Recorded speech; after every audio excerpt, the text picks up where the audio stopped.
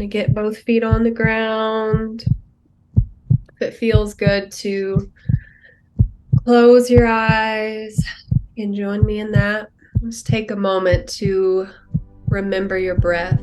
In 2016, November 17th, so tomorrow will be 7 years, I lost a partner at the time. We were very close, best friends. We lived together, and it was one of those things where when I envisioned my future, it was with him. When he passed away very suddenly and very traumatically,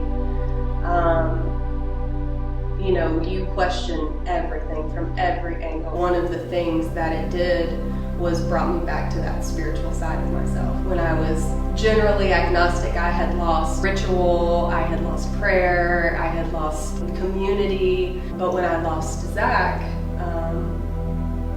it really brought me back to like those core values and that spiritual side of myself. Losing him absolutely ignited a curiosity in me and a deep sense of why. Why am I here? What is the purpose in all of this? How do I make meaning out of this? How do I survive this? It brought me back to spirituality.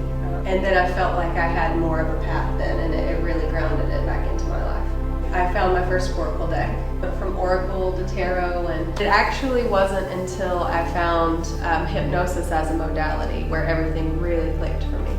It went from, I know I'm intuitive and empathetic, to, oh, this is what it feels like in my body. Now I'm really excited to continue to build community around it and how to get people together and anchor in these similar values and this. We all really benefit from support and community and a facilitator from time to time, but really I want my clients to feel empowered on their own with the tools that they have already within them. It's really, really lovely to hear from people who have felt alone or different or misunderstood or unseen or unheard, and then for them to find their way to my work and find other people that see them and hear them and understand them.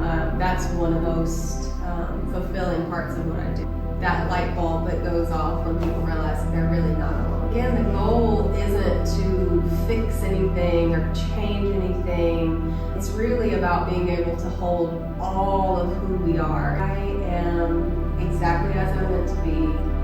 I am whole, I belong. It's not that, oh, I'm not feeling sadder anymore, or oh, I'm not grieving anymore, but rather, wow, I can be grieving and I can be grateful. Wow, I can be grieving and I can be proud of myself. With grief, it never really goes away. The goal isn't to completely heal from it. There was a point in my journey where the hardest thing about grief was worrying that one day it would go away. That then I would not be honoring him. If I'm not hurting and I'm not in pain, then in some way I've let his story go. We grow around the hole that it leaves. We grow around the loss that we feel. I really feel like all of my work, everything that I do is memorial to him, in honor of him.